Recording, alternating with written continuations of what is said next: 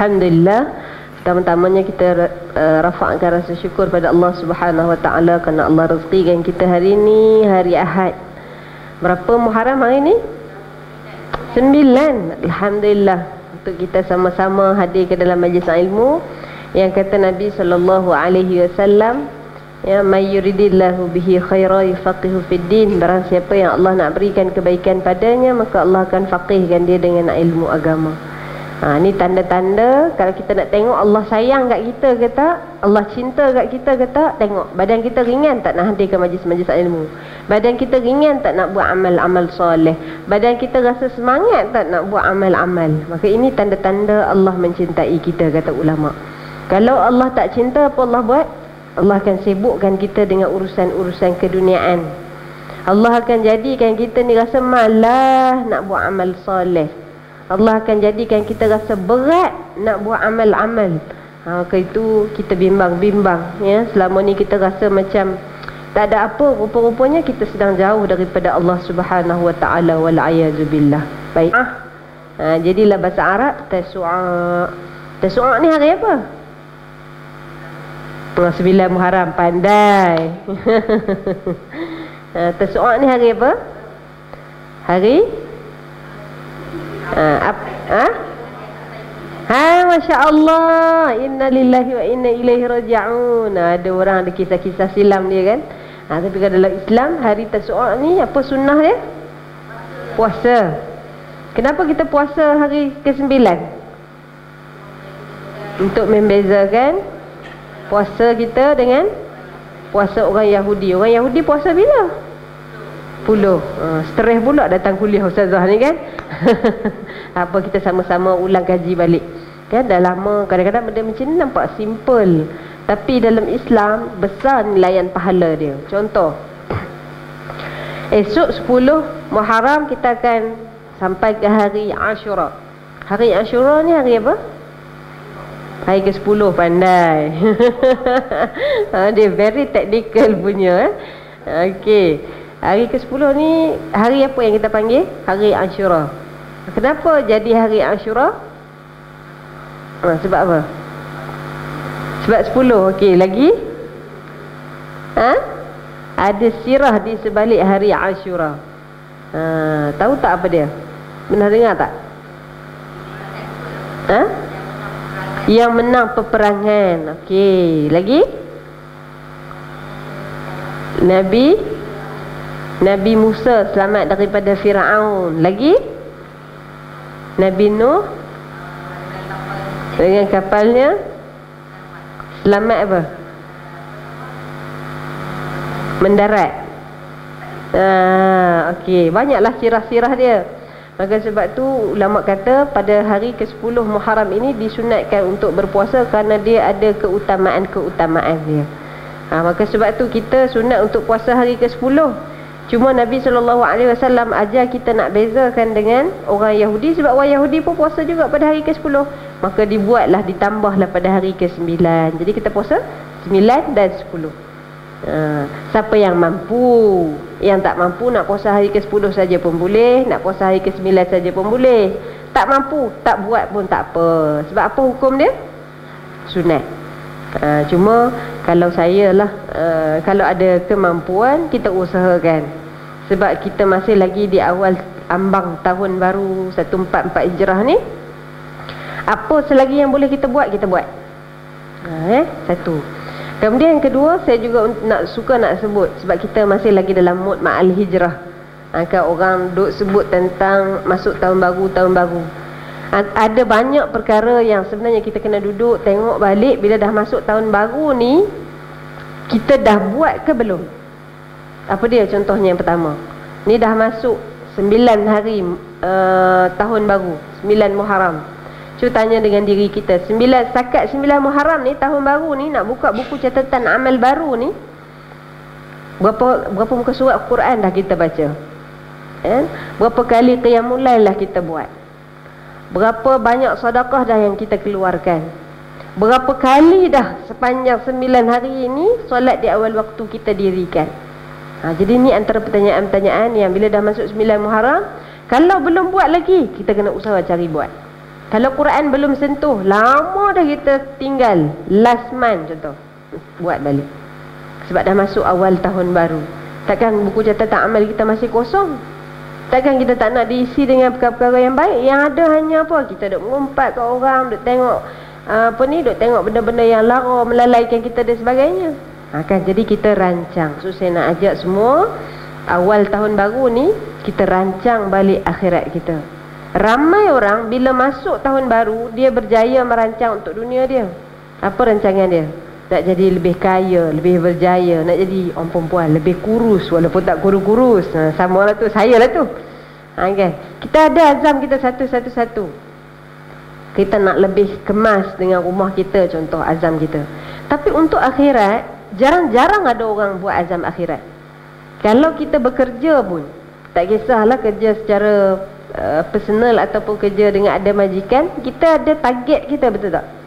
Kalau yang jual Nuraisa nak jadi jutawan, betul tak? Contoh, kan? Kita nak jadi jutawan. Kalau yang bisnes jual kek, kita nak kek kita tu dapat sambutan.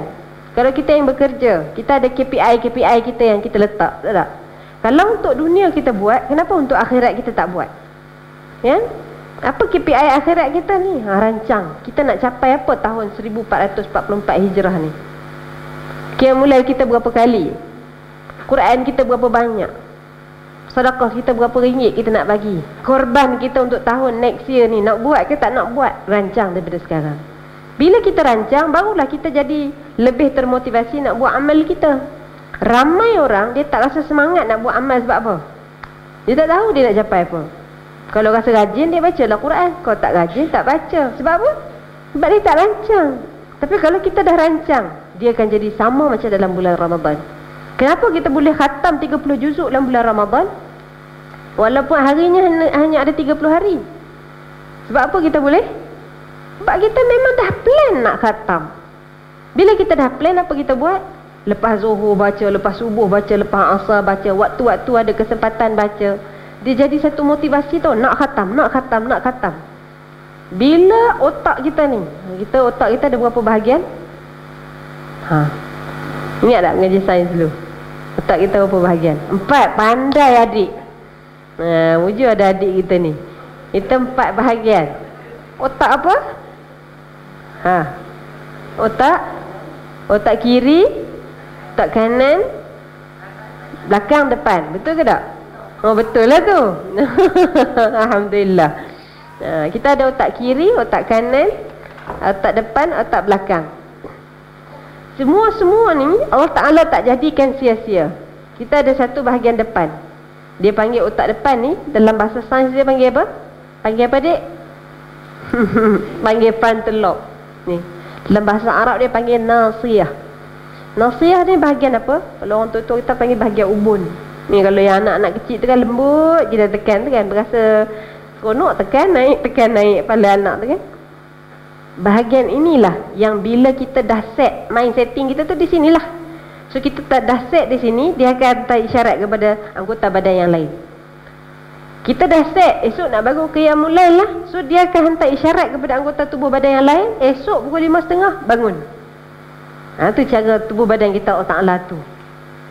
Dan dalam Al-Quran Allah Ta'ala sebut, ni bahagian ni kalau bahasa Arab kita panggil nasiyah kan.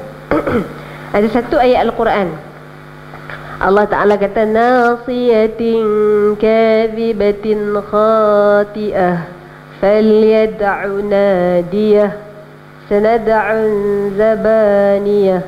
Surah apa tu? Surah apa? Al-Qadr. Bukan. Surah apa? Sanad'u zabaniyah. Al-A'la. Mula surah dia macam mana? Iqra. Al-A'la, betul tak? Tu Al-Alaq. Betul tak? Surah Al-Alaq. Surah Iqra, betul? Masya Allah. Orang kita panggil surah Iqra. Kan? Itu kita kata apa ni? Allah Ta'ala sebut dalam Quran, nasiyatin kazibatin khati'ah. Allah gambarkan dalam Al-Quran kita ni pembalasan Allah Ta'ala nanti sangat spesifik. Spesifik yang macam mana? Siapa yang buat salah, dia yang akan tanggung akibat dia. Jadi hidup kita ni, kita duk buat pilihan kan, nak A ke, nak B ke, nak C ke, nak D. Kat mana buat pilihan? Kat sini, bahagian otak ubun kita ni. Jadi bila hak ni yang salah membuat pilihan, bahagian ini dulu yang Allah Ta'ala akan siksa. Diheret dekat lantai neraka. Itu gambaran dia. Jadi sebab tu ulama kata, ni bila kalau kita perhatikan ulama-ulama kita bila nak doa, dia doa kat mana? Sini, betul tak? Termasuk anak-anak kita dah habis semayang, doa kat bahagian ni. Sebab ini yang tempat menerima isyarat ni, tempat terima signal ni. Dan dia pula akan hantar kepada orang lain. Jadi kita sebut masuk tahun baru ni, letak siap-siap mind setting kita. Kita nak capai apa untuk tahun 1444 Hijrah ni. Rancang, laksanakan, kemudian mesti dengan ilmu. Selalu saya ulang kali saya sebut kan, di Selangor ni petakut sangat. Bukan takut apa, sebab di Selangor ni sangat banyak ajaran sesat. Tengok tak baru ni 2-3 hari lepas yang baru viral di Langkawi, ada satu ajaran. Tengok tak? Tak tengok? Tengok. Dia ada viral satu ajaran baru di Langkawi yang nama dia Islamik. Saya tak sebut lah, nanti balik perempuan carilah. Dia nampak sangat Islamik. Pakaian perempuan dia pun dengan putih, tutup aurat, labuh apa semua. Tapi bebas pula bersalam dengan Tok Guru dia. Pun ada pula, boleh pula dia peluk-peluk Tok Guru. Kita tak nak lah macam tu. Jadi make sure kita punya apa yang checklist kita buat, perancang pelaksanaan yang kita buat, mesti landasannya adalah ilmu yang sahih. Kalau kita rasa macam Tok Guru ni betul ke tak betul, kadang-kadang hati kita dah boleh bagi fatwa dah. Macam pelik je ni kan. Kenapa pula nak sembunyi-sembunyi, tak boleh bagi tahu orang kan, mesti dibuat secara tertutup. Tu kan pelik kadang-kadang kan. Kalau yang pelik ni tinggal. Kemudian yang keempat, mesti doa banyak-banyak. Doa banyak ni sebab apa? Ni nak masuk setahun ni, kita tak tahu apa nak datang ni. Macam dulu kita tak pernah sangka Covid nak datang, tiba-tiba Covid datang. Jadi mesti kita doa banyak-banyak dengan Allah. Kita dah rancang dah nak buat sekian, tiba-tiba datang malaikat maut ambil nyawa kita. So hak kita dah rancang tu dapat pahala tak lagi? Dapat dah. Hak kita rancang nak korban tahun depan, kan, kita himpun setiap bulan. Kita sekarang bulan Muharram, nak sampai bulan Zulhijjah pula ada berapa bulan lagi? Dah nak kena nyanyi pula dah. Muharram, Safar, Rabiul Awal. Berapa bulan lagi? 12 bulan. 12 bulan. Kalau kita dah atur korban kita nak ambil tahun depan satu bahagian, di sini satu bahagian berapa ratus? 7 juta lebih. Okey, kita kata 700 lebih. 12 bulan 700, kita kata 800 bahagi 12, sebulan kena simpan berapa? RM62. Ini Toki Nuraisa dia laju jawab, kiraan dia cepat. RM62. So kalau kita simpan bulan ni, setiap bulan ni RM62, bila sampai sahaja hari raya korban nanti, kita dah ada dah 800. Barulah kita jadi rasa boleh buat. Sebab apa? Sebab kita tak ganggu dah perbelanjaan lain. Kita dah simpan RM60. Berat tak? Tak berat pun sebenarnya. Kalau nak keluar sekaligus 800 memang terasa. Tapi kalau kita dah ada tabung kita, percayalah, orang yang ada tabungan untuk korban dia, setiap kali dia masukkan duit dia dalam envelope, dalam sampul nak korban, dia akan rasa apa? Membuak-buak rasa nak berkorban. Itu cara kita rangsang diri kita nak berkorban. Esok-esok cuba puan-puan buat masuk 60 sampailah hari raya korban nanti. Bila kita dah buat korban tu, dia akan rasa apa? Rasa puas sangat. Sebab apa? Sekian lama kita tunggu nak korban, Allah beri rezeki kita korban. Dia akan datang rasa, ya Allah syukur sangat-sangat. Cuba buat. Ada orang bila datang korbanlah, tapi tak rasa, tak feeling. Sebab apa? Dia tak rasa struggle simpan daripada awal. Yang ada kemampuan tak ada masalah, silalah. Tapi kalau kita yang dah menabung daripada awal ni, subhanallah, dia akan jadi rasa sangat seronok. Rasa macam satu benda yang kita dah berjaya buat, barulah amal akan terasa lebih bermakna. Itu cara kita memaknakan amal kita. Ada orang kalau tak datang hari raya korban tak mampu saja. Sebab apa tak mampu? Dah tak rancang daripada awal. Kalau kita rancang, insya-Allah.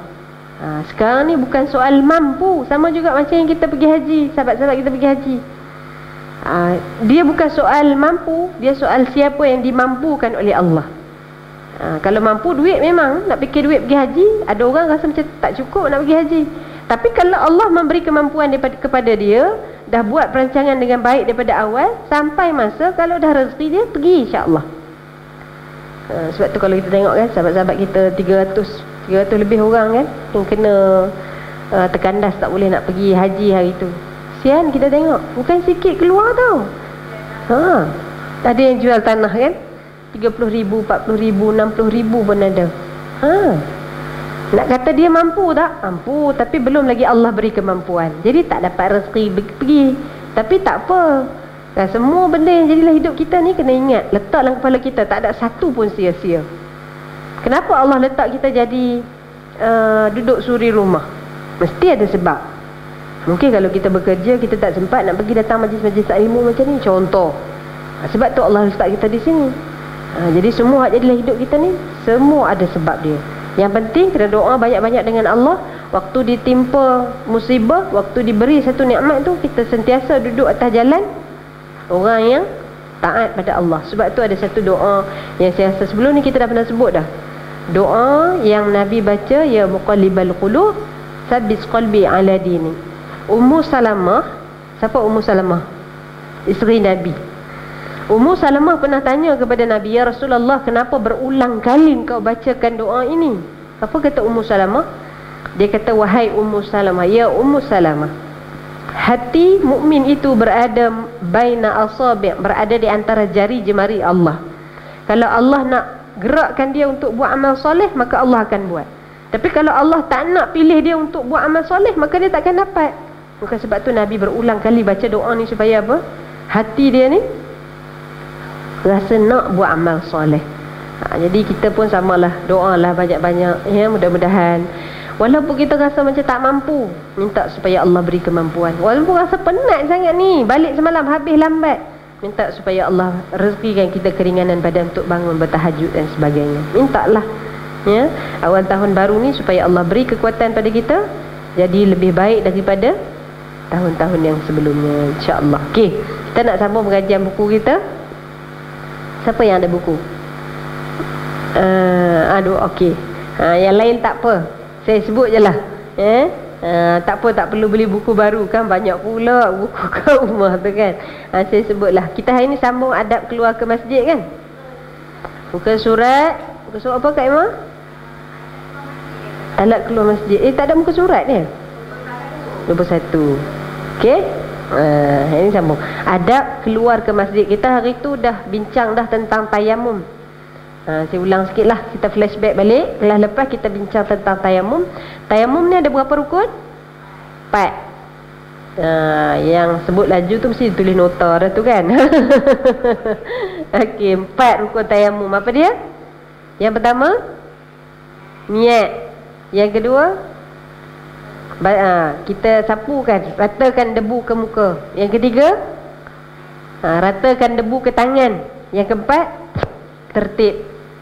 Apa maknanya? Ni contohlah kalau tak ada air ataupun kita sakit, kulit kita tak boleh kena air, maka bagaimana ditayamumkan? Dengan 4 rukun ni.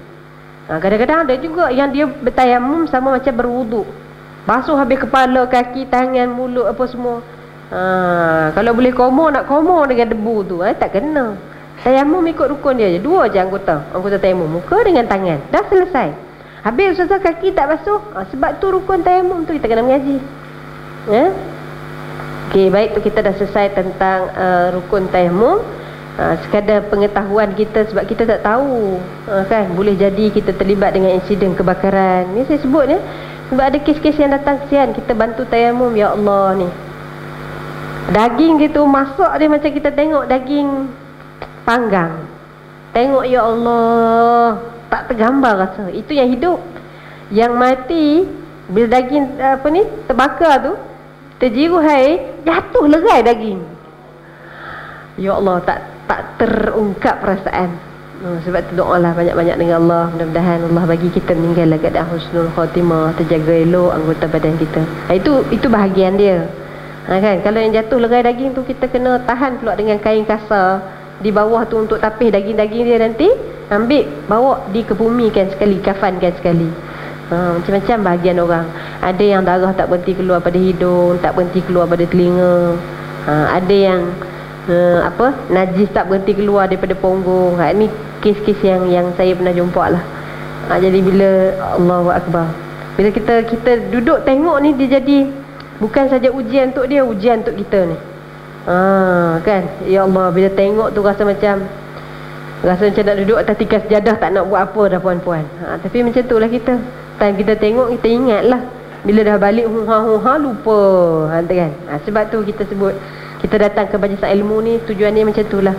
Kalau duduk rumah, kita tak teringat sangat. Kan, duduk seronok cari dunia apa semua ni.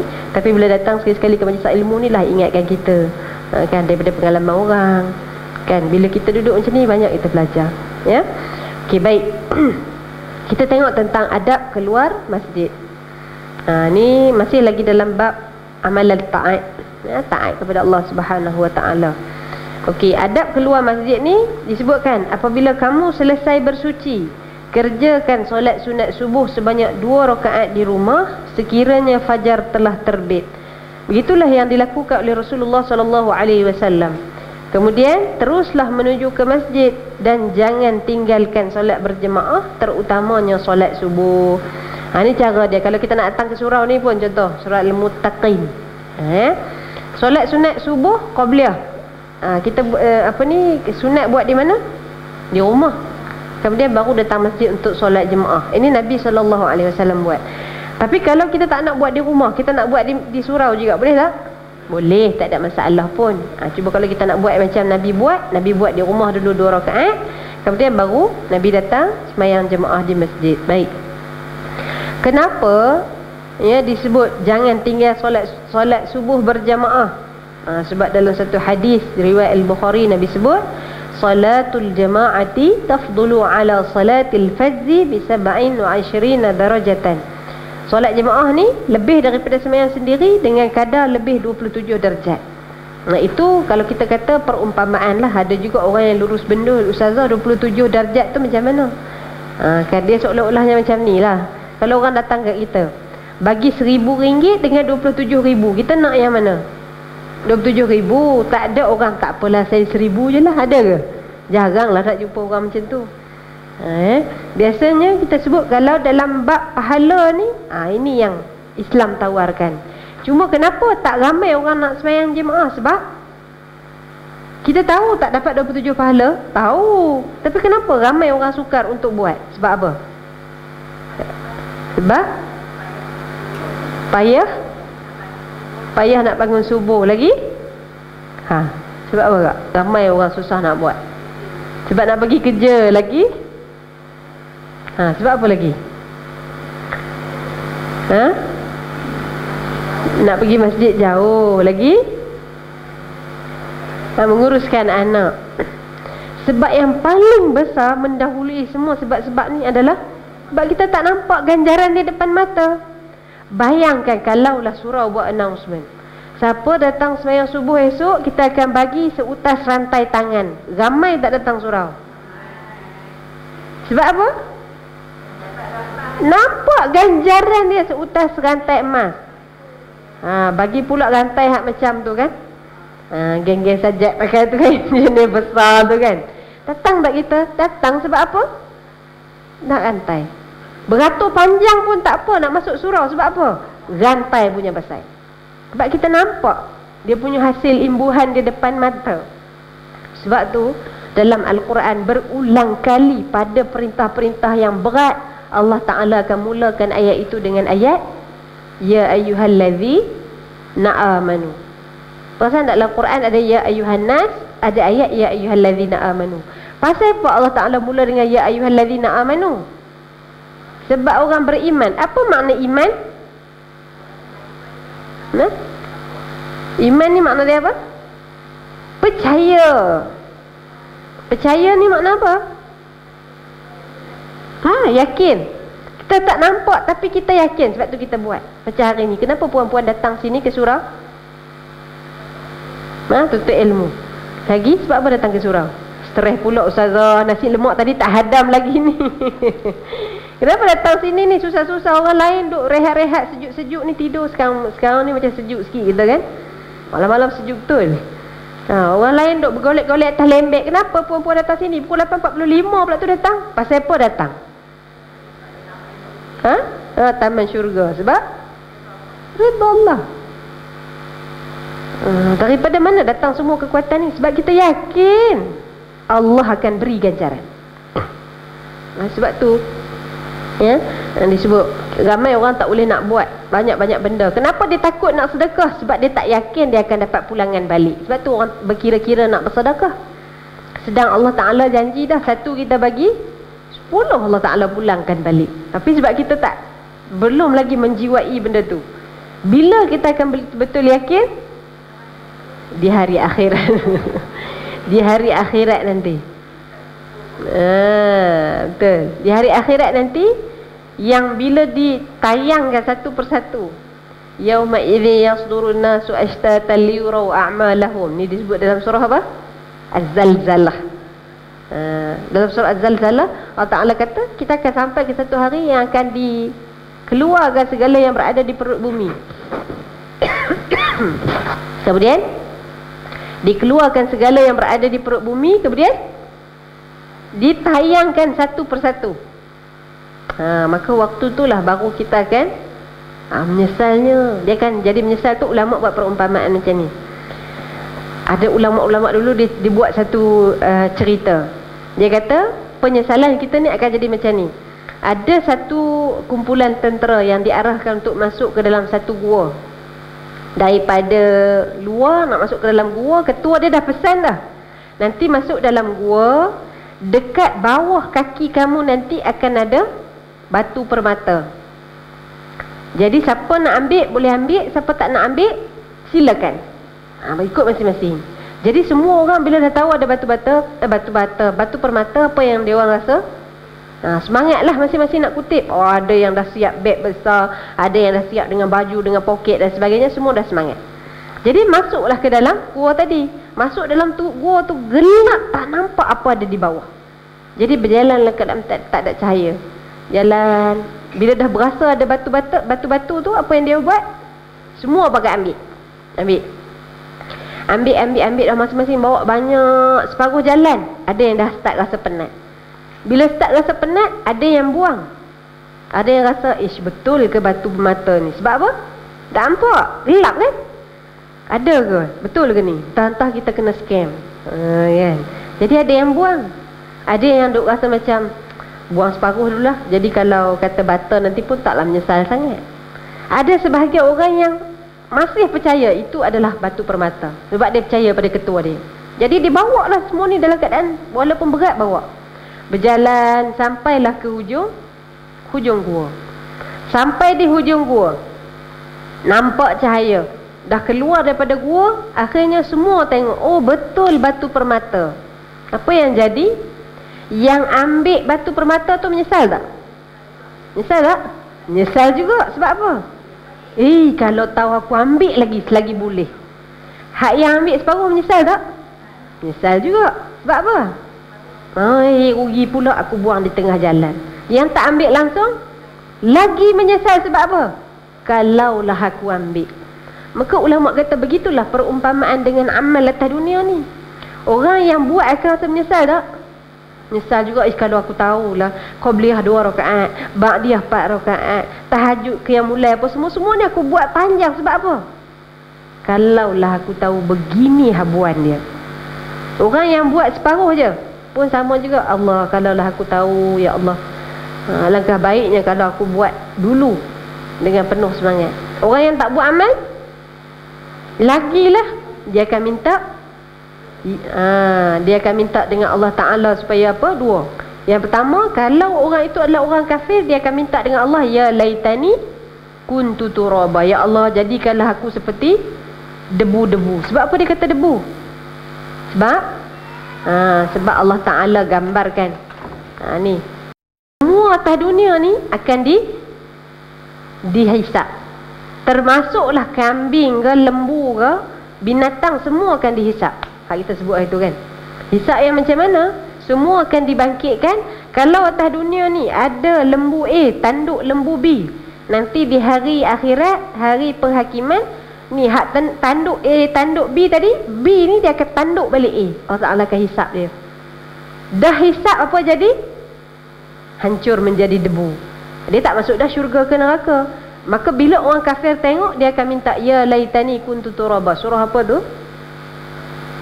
Surah surah sikit lagi. Surah An-Naba. Kan? Ya laitani kuntu turaba. Ya Allah, langkah baiknya kalau aku jadi debu. Debu yang mana? Debu yang ni lah. Hak binatang-binatang tadi dia hancur jadi debu, tak masuk dah syurga ke neraka. Tapi kalau orang kafir, dia masuk dalam neraka, berulang kali lagi dia kena kita kata apa? Kena azab tu. Sebab tu dia tak nak. Tapi kalau bagi orang yang beriman, dia akan minta apa dengan Allah? Dia akan minta, dia kata, Rabbana absarna wa sami'na farji'na na'mal salihan inna kunna muqinun. Inna kunna muqinun ke muqinin? Tu surah apa pula tu?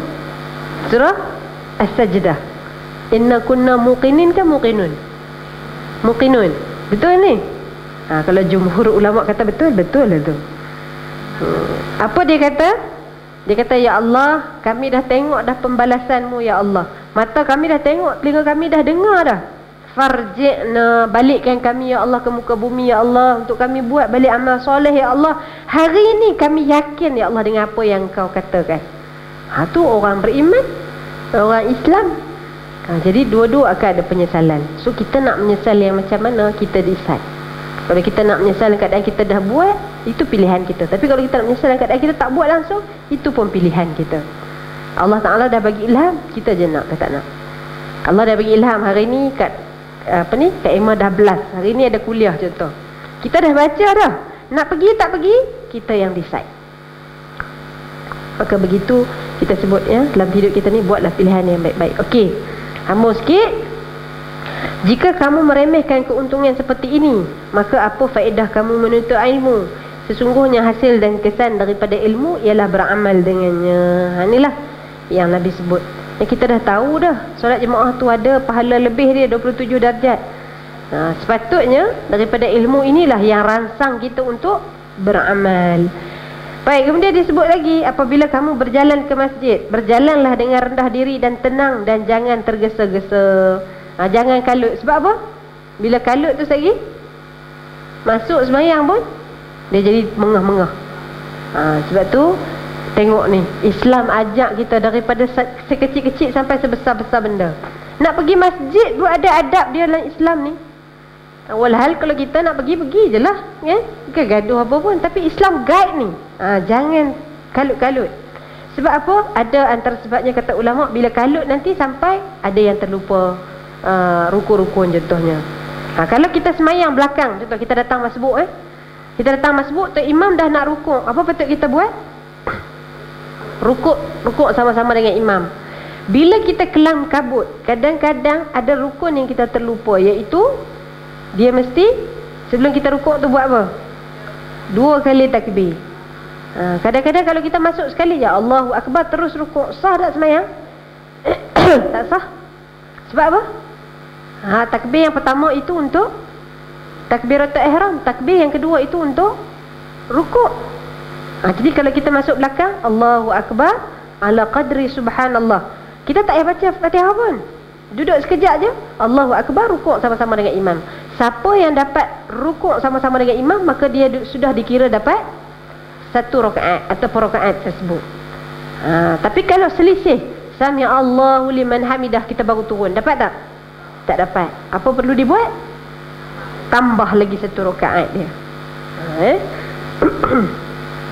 Ketika dalam perjalanan, ucapkanlah, ni tengok doa dia ajak, Allahumma inni as'aluka bihaqqi sa'ilina 'alaika wa bihaqqi raghibina ilaika wa bihaqqi mamsyaya hadha ilaika fa inni lam akhruj ashara wala batara wala riya'a wala sum'ata bal kharajtu ittiqa'a sukhtika wa ibtigha'a mardatika fas'aluka an tu'idhani minan nar wa an taghfir li dhunubi fa innahu la yaghfiru dhunuba illa anta. Kita jalan nak main masjid ni kan, naik kereta ke apa ke, ini doa dia. Kalau rasa tak ingat nanti print letaklah kereta. Nak keluar rumah je baca dulu doa ni. Kalau tak boleh baca bahasa Arab, baca bahasa Melayu dia. Ini hadis ni. Wahai Allah, sesungguhnya aku memohon kepadamu dengan hak para peminta kepadamu, dan hak para manusia yang berhajat kepadamu, dan hak langkah kakiku ini menujumu, bahawa sesungguhnya aku tidak keluar dalam keadaan takbur, bongkak, riak dan sum'ah. Bahkan aku keluar untuk mengelakkan kemurkaanmu dan memperolehi redamu. Maka aku mohon kepadamu untuk melindungiku daripada api neraka dan mengampuni dosaku, kerana tidak ada sesiapa yang dapat mengampuni dosa melainkanmu. Tengok ulama ajar kita, sangat tertib. Nak keluar rumah ada doa dia. Doa dia apa? Minta dengan Allah, janganlah aku keluar daripada rumah ni dengan rasa takjub, apa kita sebut apa? Takbur, sum'ah, takbur, bongkak, riak. Ni kita minta daripada awal ni, belum keluar, minta dulu dengan Allah. Sebab apa? Sebab kita tak tahu datang nanti balik tiba-tiba tengok ada jiran tak pergi masjid. Boleh jadi naik lintasan apa? Dia tak pergi masjid, aku lagi baik daripada dia. Tengok. Sebab tu daripada awal ulama ajar kepada kita minta doa dulu dengan Allah. Kita ni kadang-kadang itulah kita tak perhati adab-adab ni. Maka bila kita tak perhati adab, itu yang mudah sangat hati kita ni nak rasa kita ni hebat daripada orang. Mudah sangat hati kita ni rasa tak puas hati dengan orang. Mudah sangat hati kita ni rasa nak dengki dengan orang. Maka sebab tu ulama ajar daripada awal dah doa dulu. Tu kaedah dia. Okey? Selesai kita dengan adab nak pergi masjid. Ada nak tanya? Ada tak? Tak ada. Pergi masjid ni semua faham je rasa. Okey. Kita tengok satu lagi, adab masuk masjid. Jika kamu ingin masuk ke dalam masjid, dahulukan kaki kanan. Tadi masuk sini, masukkan kaki kanan ke kiri? Tak perasan. Ya Allah. Lepas ni sejuk sangat okey.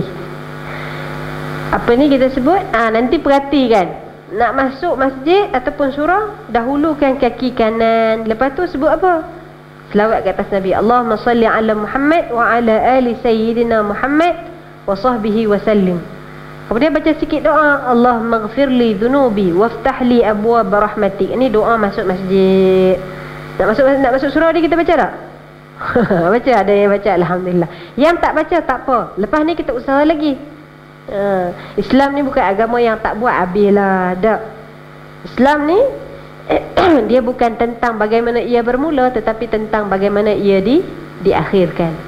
Nak mati kita nanti, sekali je kita buat. Siapa tahu sekali kita nak langkah masuk rumah Allah ini, kita baca bismillah. Dengan sebab kita baca bismillah, kita selawat atas Nabi, minta doa sikit supaya Allah ampun. Allah ampunkan dosa kita. Siapa tahu, kan? Bahagian masing-masing. Tu kemudian, sekiranya kamu melihat orang yang menjual atau memberi barangan di dalam masjid, ucapkanlah la arbahallahu tijaratak. Semoga Allah tidak menguntungkan perniagaanmu. Macam mana pula dah tu? Kita tengok orang berniaga dalam masjid, kita kata kat dia, oh semoga Allah tak untungkan kau. Apa jadi? Bertumbuklah orang kita hari ni. Ni kata ulama, larangan untuk berniaga dalam masjid. Berniaga dalam masjid ni macam mana?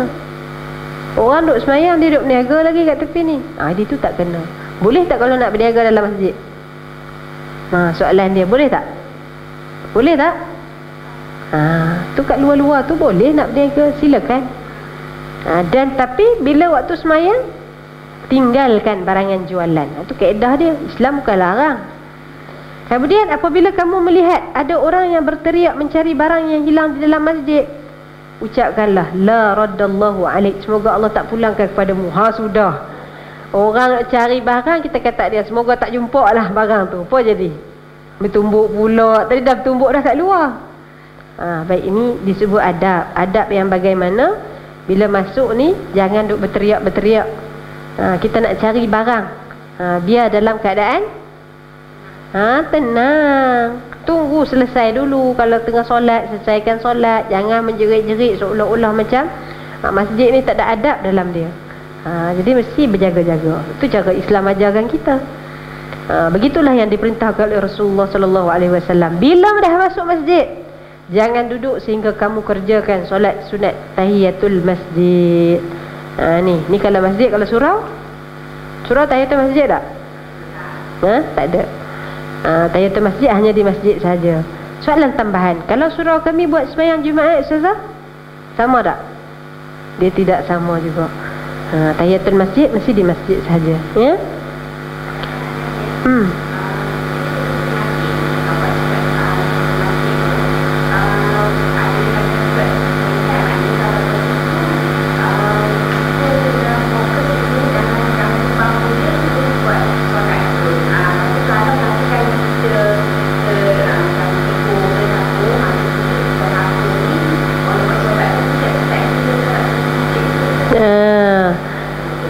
Ulama kata macam ni.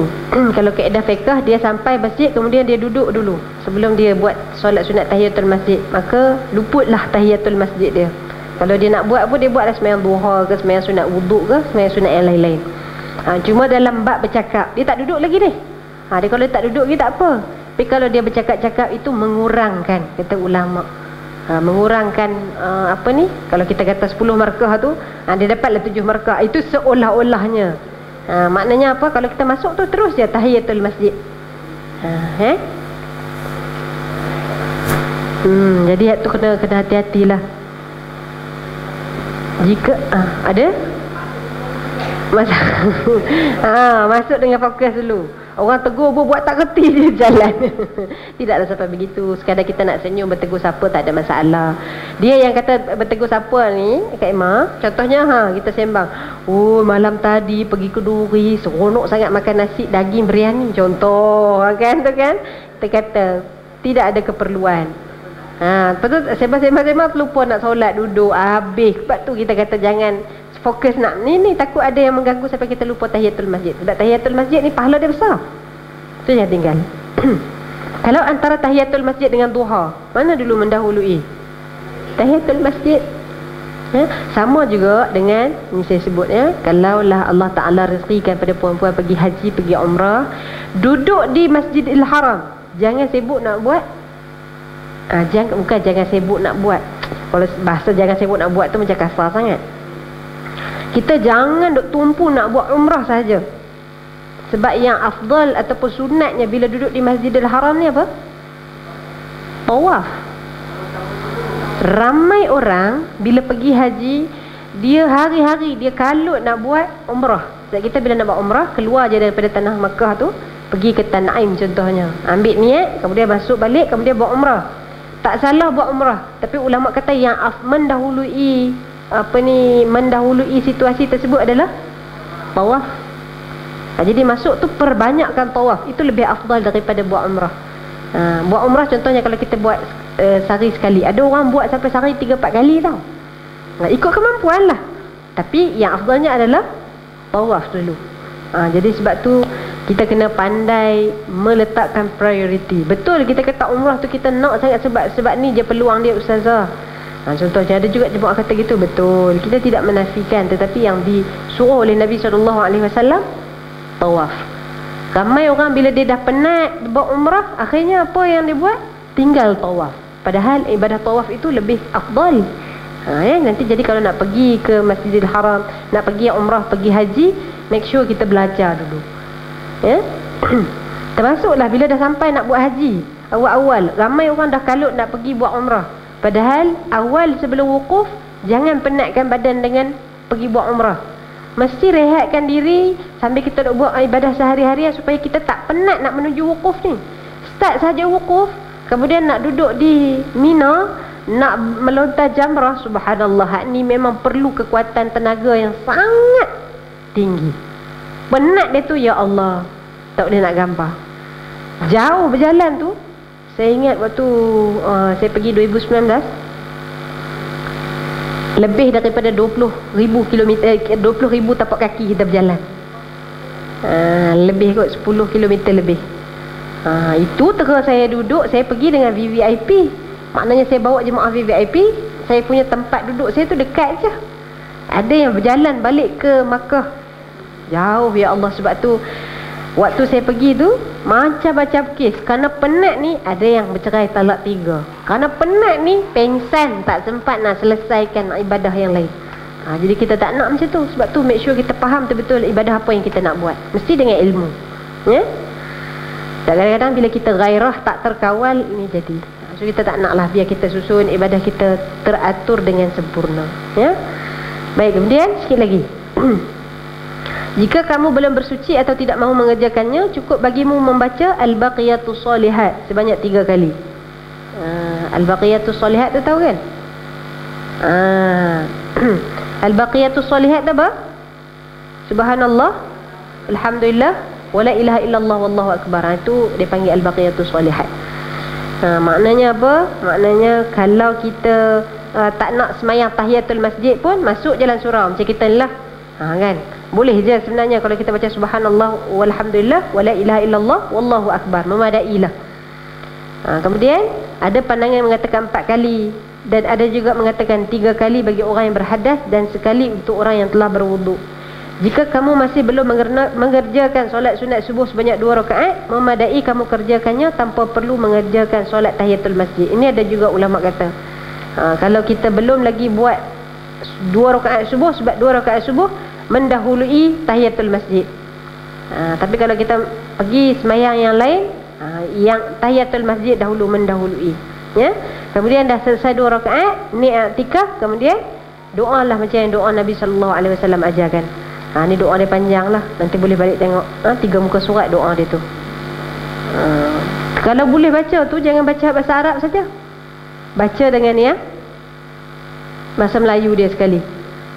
Sebab dia sebut antaranya dalam doa tu minta supaya Allah Ta'ala lindung hati kita ni daripada azab api neraka yang menyala-nyala. Seperti mana Allah Ta'ala dia sebut dalam ni apa dia, ayat dia, menyala-nyala daripada seruan yang membinasakan di padang mahsyar dan juga daripada ujian di dalam kuburan. Jadi baca kalau boleh, supaya kita lebih feeling bila kita angkat tangan nak minta doa dengan Allah. Sebab tu kalau tanya saya lah, kalau puan-puan tak faham doa lah bahasa Arab, baca doa bahasa Melayu tak apa. Kan? Ada orang dia angkat tangan sebut mulut tapi tak faham. Doa, sebaik-baik doa adalah datang daripada Quran dan hadis. Kita baca yang ni, kemudian ikuti dengan doa yang kita lebih feeling, nak minta ampun dengan Allah. Baca doa bahasa Melayu tak apa. Ya Allah, aku minta ampun atas segala dosa-dosa yang telah aku lakukan. Ya Allah, Engkau lah yang maha mengetahui dosa apa yang telah aku buat. Ya Allah, sebut dengan Allah, ya. Jadi itu cara dia kata ulama. Jadi itu sikit sebanyak yang kita nak tengok tentang adab nak pergi masjid, adab masuk ke dalam masjid, belum lagi keluar masjid. So kita berhenti sampai dekat doa tu. So nanti lepas ni kita, insya-Allah kita akan sambung lagi satu. Sebab tu kalau kita tengok Islam ni sangat tertib, ajar kita step by step. Dia tak terus pun pergi solat tak masuk lagi, nak keluar rumah nak pergi solat tu pun dah ada adab dia. Sebab tu kalau kita boleh ikut, inilah landasan hidup orang yang beriman, yang mudah-mudahan bila dia buat dengan sepenuh hati. Sama macam puan-puan hari ni nak datang sini dengan sepenuh hati, dah datang duduk di sini, cuba belajar dengan sepenuh hati, balik nanti kita cuba beramal dengan sepenuh hati. Mudah-mudahan ini semua dikira sebagai amal ibadah di sisi Allah Subhanahu Wa Taala, insya-Allah. Ada nak tanya? 1, 2, 3 tak ada. Oh ada, okey.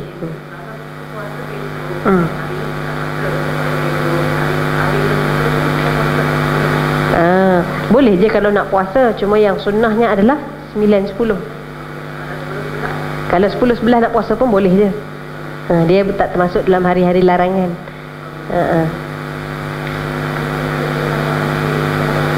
Sorry, tak dengar. Sikit singgah masjid.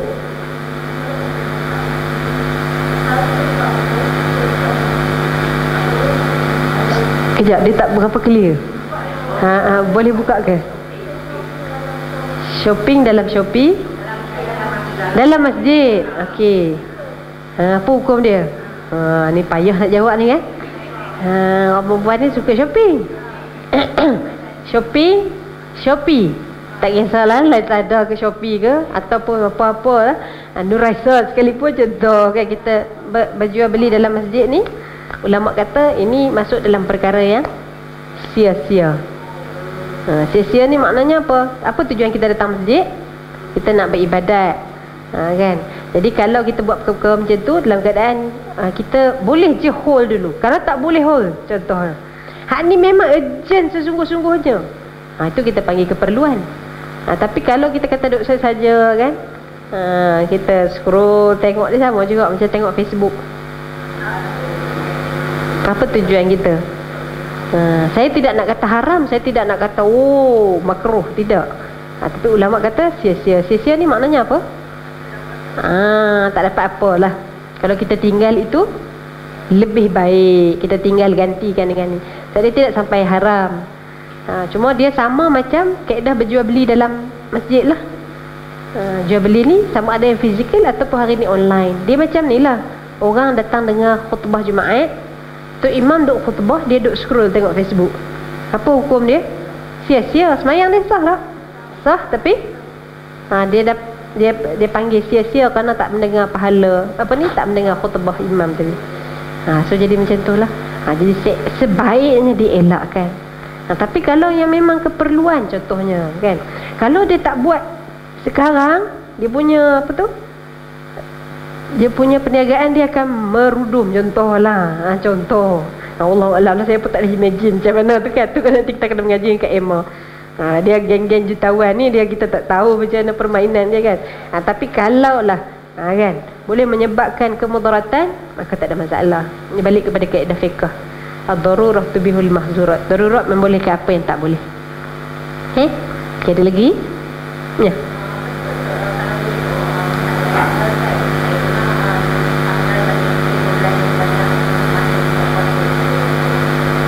Afdal bagi kita berbelanja banyak untuk buka puasa.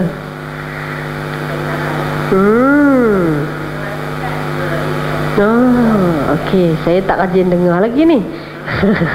Ini jadi macam Cap Gomeh pula nanti kan. Makan besar. Okey, wallahu alam lah. Cuma kalau tanya saya, berbelanja besar tu dalam arti kata kita memperbanyakkan sedekah, itu memang Islam anjurkan. Tidak nanti tunggu hari Ashura saja, hari-hari lain pun. Tapi kalau kita berbelanja besar yang akhirnya menyebabkan bazir, itu haram.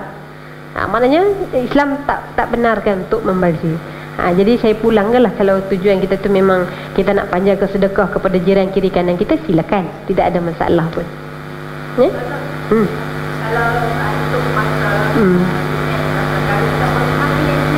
boleh. Itu Nabi kata jika nak dibezakan. Tapi kalau kita nak puasa hari itu, memang niat kita bukan niat puasa Yahudi kan. Kita niat nak puasa hari Ashura, tak ada masalah, boleh.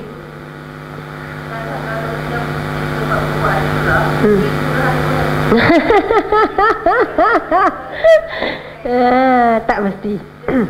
Bubur Ashura tu orang kita je, orang Arab tak ada bubur Ashura. Itu pun kalau di Malaysia beza pula. Kedah dengan banyak kacang pisang bagai. Terengganu dia dengan daun, dengan apa benda daging kan. Rempah-rempah. Kalau Kelantan dia dengan daging-daging macam-macam. Jadi tak mesti. Tak buat pun tak apa. Nak ganti dengan wajib pun boleh, tak ada masalah. Bukan bubur Ashura je. Orang kata lah, wallahu a'lam, kenapa dia buat bubur Ashura ni? Sebab bila ini dia panggil apa? Mitos-mitos. Bila Nabi Nuh mendarat, jadi nak makan tak ada makanan, apa yang ada semua dikeluarkan dan disatukan. Itu yang masyarakat kita buat bubur Ashura tu. Tapi itu bukan sunnah dia tu. Bukan sunnah masuk-masuk banyak, tak. Apa yang diambil sunnah daripada bubur Ashura ni bukan masak campur banyak-banyak tu, tak. Sunnahnya adalah sedekah. Kita masak ramai-ramai, agihkan, pakai rasa seorang sikit. Tu sunnah dia. Buat bubur Ashura tak sunnah. Sunnah sedekah. Jadi tak mestilah. Nak sedekah karipak pun boleh esok, silakan. Ya? Okay, ada lagi?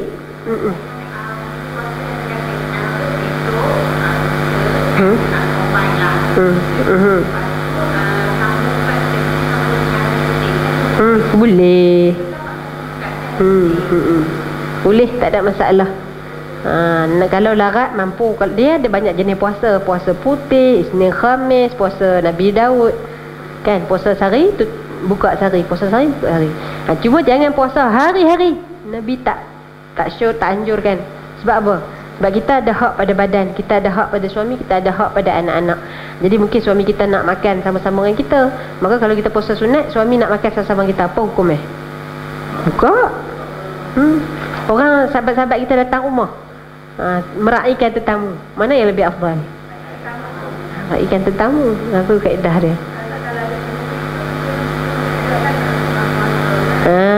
Itu kalau secara hukum fiqahnya tu, kalau kenduri tu yang dijemput, kita kata daripada memang dia jemput kita direct ni, afdal meraihkan tetamu. Tapi kalau puasa wajib, tu tak boleh lah. Kalau puasa ganti qada, contohnya kita puasa qada dengan kenduri, mana mendahului? Qada. Jangan pula nak pergi buka sebab nak raih kenduri. Okey?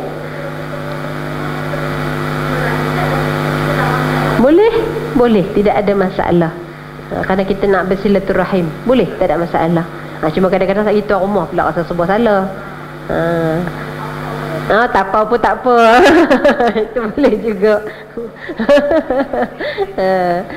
Boleh juga, tak ada masalah pun. Cuma kadang-kadang kita kata apa, tuan rumah tu pula rasa sebuah salah dengan kita, kan? Jadi masing-masing pandai-pandai lah. Okey, dah lagi? Dah lah. Okay, kalau tak ada dah, saya ingat tu sikit sebanyak yang kita nak kongsikan hari Ahad ni. Walaupun tidak banyak, sikit je kita belajar ini kan. Adab keluar masjid, adab nak keluar rumah dengan nak masuk masjid je. Dua benda tu je. So nak so nak keluar nanti, ingat, lepas ni kalau setiap kali nak masuk masjid surau, kaki mana dulu? Kanan. Kemudian selawat. Kalau tak ingat doa belakang tu pun tak apa. Allah maftah li abwaab rahmatik tu, baca aja sampai selawat cukup. Madailah. Itu maknanya dapat ilmu, kita amal. Ni nak keluar sekali kaki mana? Betul ke? Tak masuk lagi dalam pengajian lepas ni tapi kaki kiri lah sunnahnya. Jadi kita sama-sama amalkan insya-Allah. Barakallahu fikum wa fatahallahu alaikum jami'an. Astaghfirullahal azim li wa lakum. A'udzubillahi minasyaitonir rajim. Bismillahirrahmanirrahim. Alhamdulillahi rabbil alamin, wassalatu wassalamu ala asyrafil anbiya'i wal mursalin wa ala alihi wa sahbihi ajma'in. Allahumma ighfir lana dhunubana wa liwalidina warhamhum kama rabbana shighara, wal jami'al muslimina wal muslimat wal mu'minina wal mu'minat al ahya'i minhum al amwat. Ya Allah, di hari yang penuh barakah ini ya Allah, dengan penuh kerendahan diri kami tadahkan tangan kami ya Allah, dengan penuh keikhlasan hati ya Allah, kami tadahkan tangan kami ini ya Allah, tangan yang pernah dan banyak melakukan dosa ini. Wahai Allah, sudilah kiranya Kau ampunkanlah dosa kami, ampunkanlah dosa kedua ibu bapa kami ya Allah, ampunkanlah dosa pasangan kami, dan ampunkanlah dosa anak serta zuriat keturunan kami. Ya Allah, bantulah kami untuk kami perbaiki diri kami, dan berikanlah kekuatan kepada kami untuk kami memperbaiki ahli keluarga kami ya Allah. Ya Allah, ringankan badan kami untuk kami solat di awal waktu ya Allah, ringankan badan kami untuk kami bangun bertahajud berqiyamul lail ya Allah, ringankan lidah kami untuk kami membaca Al-Quran ya Allah, dan ringankanlah tangan kami untuk kami memperbanyakkan sedekah ya Allah. Ya Allah, andai ada nilaian pahala pada kehadiran kami pada hari ini ya Allah, panjangkanlah kepada kedua ibu bapa kami ya Allah, yang kalau mereka sudah meninggal dunia ya Allah, lapang dan luaskanlah kubur mereka ya Allah, dan jika mereka masih ada ya Allah, sihat dan panjangkanlah umur mereka dengan amal soleh ya Allah. Rabbana atina fid dunya hasanah wa fil akhirati hasanah wa qina adzaban nar.